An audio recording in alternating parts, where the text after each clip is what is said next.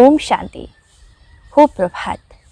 আজি মই আপোনালোকৰ আগত এনেকুৱা এজন প্ৰতিভাৱান ব্যক্তিক লগ কৰাব বিচাৰিছোঁ যাৰ অনুভৱ শুনিলে আপোনাৰ বহুত ভাল লাগিব।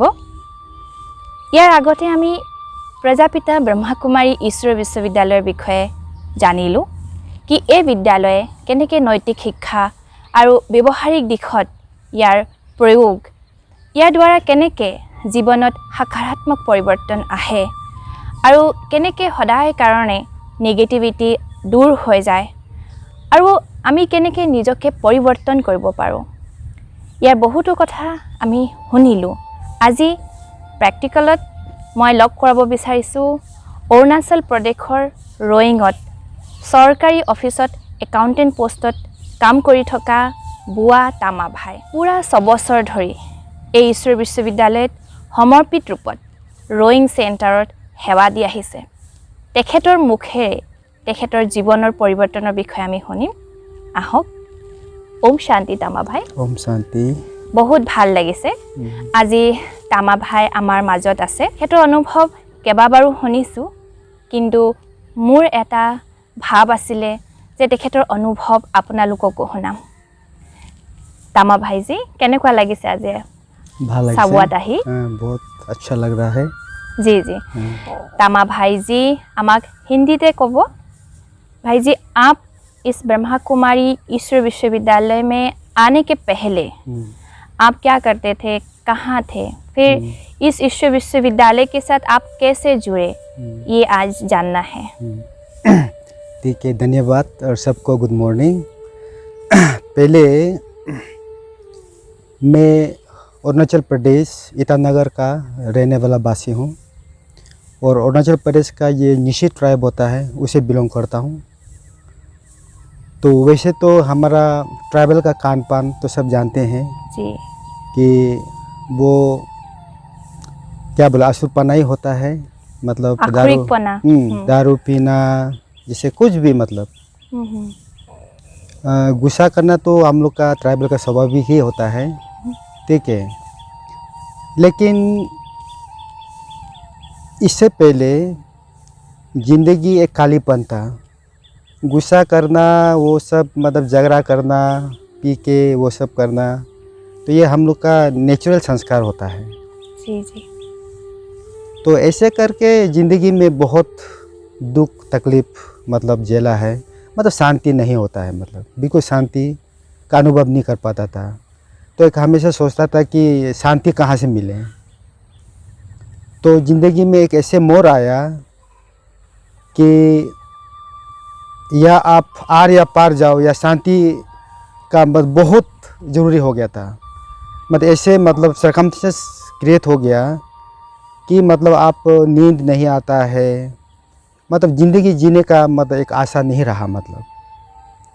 तो उसी में ये ब्रह्मा कुमारी का तो जानता नहीं था उस समय कि ब्रह्मा कुमारी कौन क्या करते थे।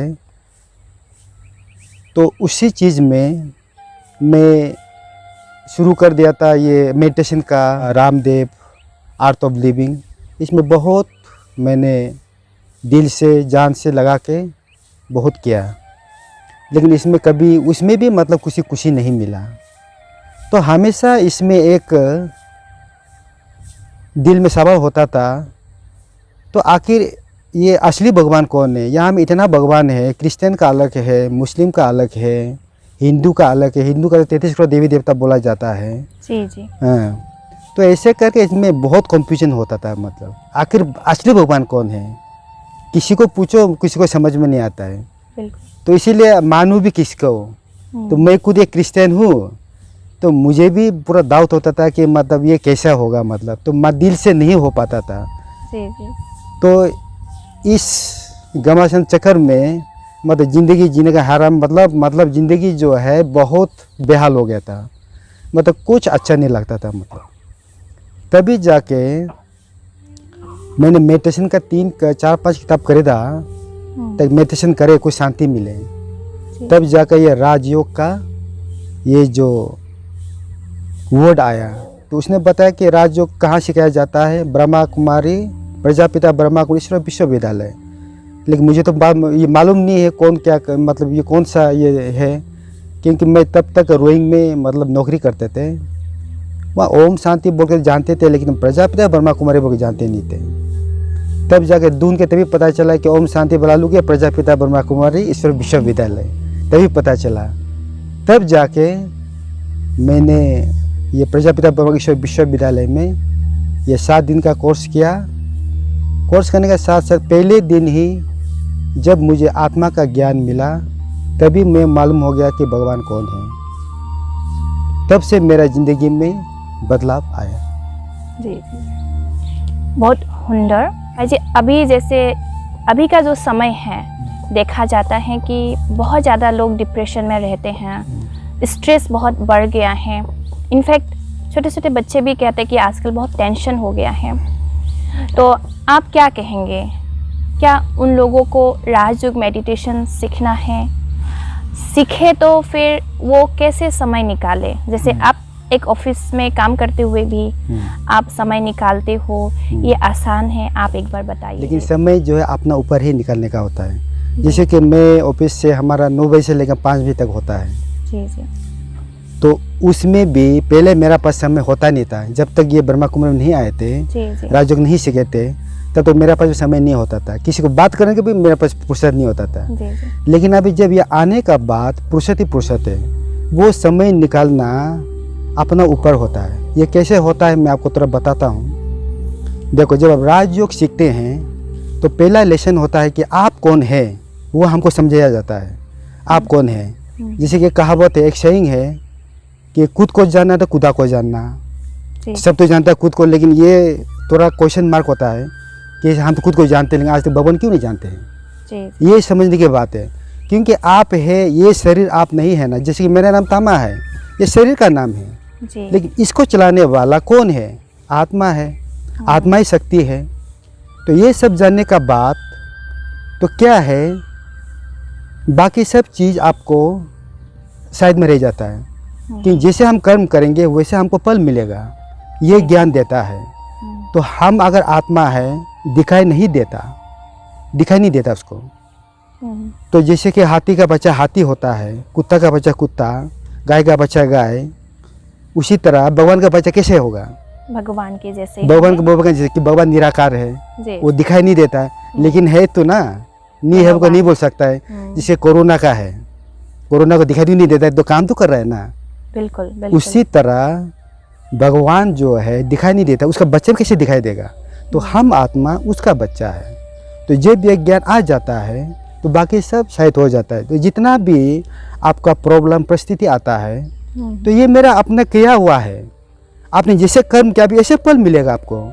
तो वो जब समझ जाता है तो बाकी सब जो है टेंशन, जो परिस्थिति कुछ भी आओ, टेंशन नहीं होता।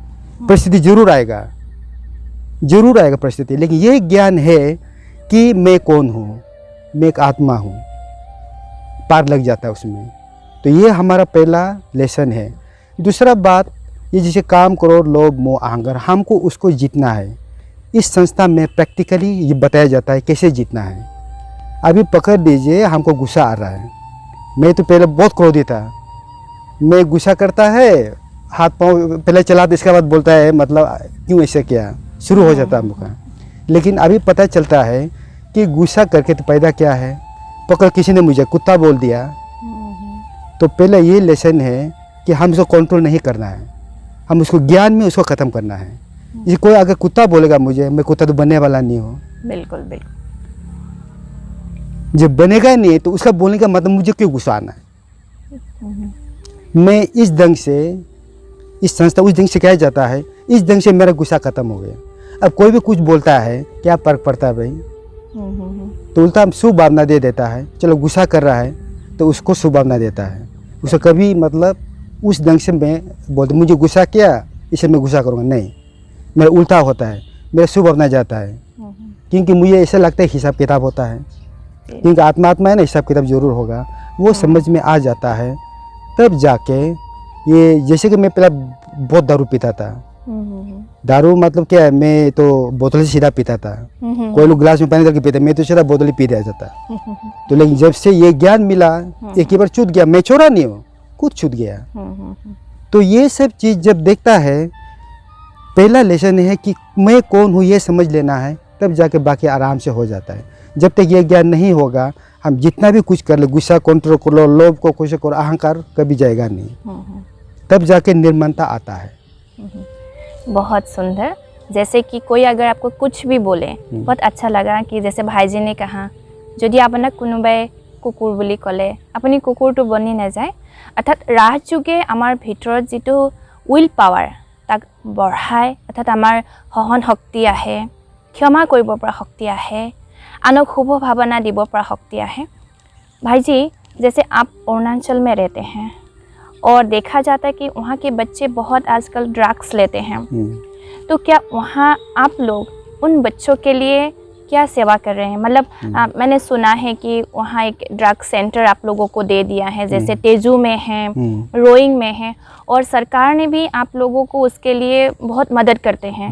सरकार चाहते हैं कि ब्रह्मा कुमारी बहनें जाकर के वहाँ मेडिटेशन सिखाए, तो आप इसमें क्या सफलता देखी है? माने आपको क्या महसूस हो रहा है, कितना फ़ायदा हो रहा है बच्चों को?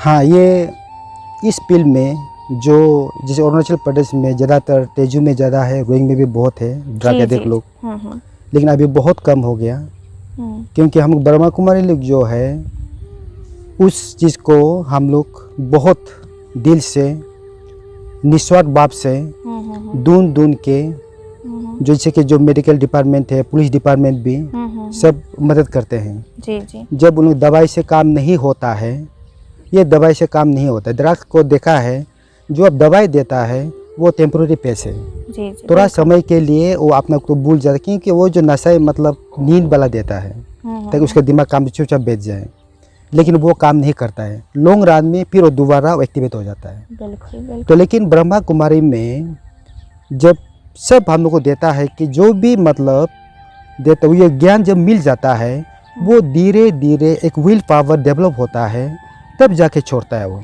लेकिन हम लोग उसमें अनुभव किया है कि जितना भी आज तक हम लोग ने ज्ञान दिया, उसका बहुत सफलता हुआ है, बहुत सफलता मिला हम लोग को। इसलिए हम लोग जो है, जो मेडिकल डिपार्टमेंट है, जो पब्लिक हो, जो हम लोग वहाँ बेच देता है, तो हम लोग भी उसको खुला रख दिया है कि जब भी चाहता है वहाँ हम ये भी करते हैं, रिसोर्स पर्सन भी लेके आते हैं हम लोग। जैसे हम लोग का ब्रह्मा कुमारी का जो माउंट आबू जो सेंटर है दिल्ली में है, वहाँ से बहुत भाई बहन, अच्छे भाई बहन लोग भी आके वो ज्ञान सिखाते हैं। इस पर ड्रग एडिक्ट की तरफ हम बहुत देते हैं। तो हम ये भी देखा गया है, ये ब्रह्मा कुमारी ये ज्ञान का थ्रू से, मेडिटेशन का थ्रू से ही ये जो है परमानेंट सोल्यूशन मिल जाता है। तो इसमें हम लोग अभी तक चल रहा है। तेजू का भी देखा है, बहुत सा मेडिकल वाला सकता नहीं है, इसलिए ब्रह्मा कुमारी बेच देता है। ज़्यादा नहीं, उन लोग एक सप्ताह के अंदर में बहुत कुछ परिवर्तन उसे देखने मिलता है। और वहाँ अभी भाईजी कंटिन्यू क्लास भी होता है, वहाँ बहनें जाके वहाँ क्लासेस करवाते हैं, उन लोगों को मेडिटेशन सिखाते हैं। कहने का बात है कि एक बहुत बड़ी सेवा, एक जागरण हो रहा है कि मेडिटेशन के द्वारा हम परमानेंट सॉल्यूशन कैसे ला सकते हैं। मतलब जैसे कि मेडिसिन के द्वारा थोड़े दिन के लिए उसको भले थोड़ा उसको रिलीफ मिलता है, लेकिन ये बीमारी तो हमेशा के लिए ख़त्म करना है, उसके लिए ये सेवा कर रहे हैं। और इसमें अरुणाचल के गवर्नमेंट में ने भी बहुत हेल्प किया है। भाईजी, बहुत अच्छा लगा, फिर मिलेंगे आपसे। और अरुणाचल में तो आपको रोइंग का सेंटर भी दिखाएंगे बहुत जल्दी, और वहाँ के जो दीदी हैं, मतलब तामा भाईजी का जो टीचर्स दीदी हैं, तो उनसे भी मिलवाएंगे, उनका भी अनुभव सुनेंगे। तो आज के लिए तब तो यहाँ ही हमारा जो बातचीत है इसको पूरा करते हैं। बहुत बहुत धन्यवाद तामा भाईजी, आप चाबुआ में आए और आज हम बातचीत किए।